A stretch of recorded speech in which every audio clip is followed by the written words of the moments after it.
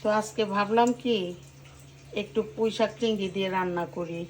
তো আমার ঘরের সবার শাক খুবই পছন্দ, তাই একটু পুঁই শাক বসিয়ে দিলাম। প্রথমে পেঁয়াজ কুচি দিয়ে দিব,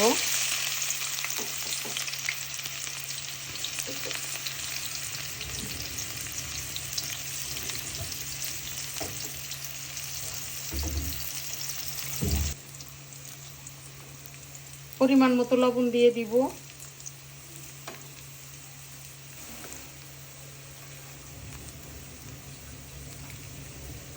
পরিমাণ মতো রসুন বাটা দিয়ে দিব,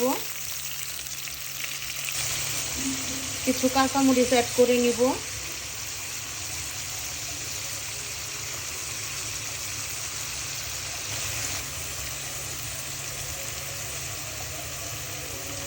এ পর্যায়ে আমি দিয়ে দিব সবজির সবজির যে একটা মশলা থাকে ওইটা দিয়ে দিব। আমি আবার মাঝে মধ্যেই সবজির মশলা দিয়ে দেই।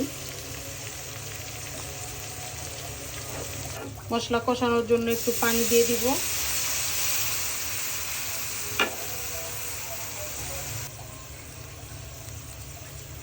অল্প পরিমাণে হলুদ গুঁড়ো দিয়ে দিব।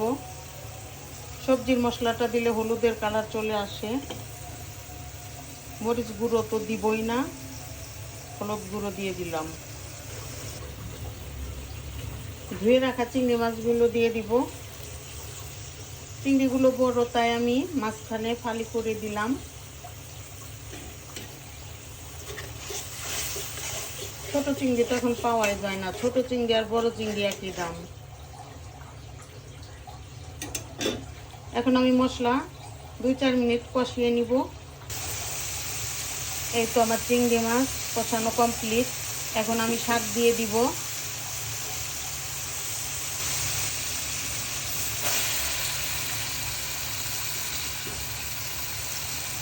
শাকগুলো ভালোই ছিল।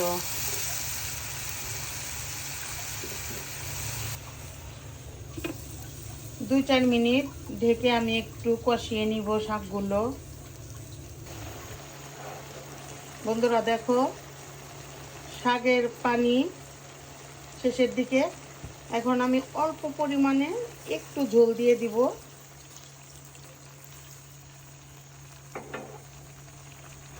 এই তো ঝোল দিয়ে দিয়েছি।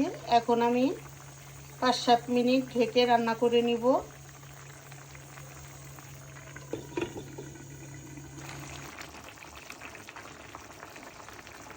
গাছ দেখেন কি সুন্দর বলক উঠতেছে।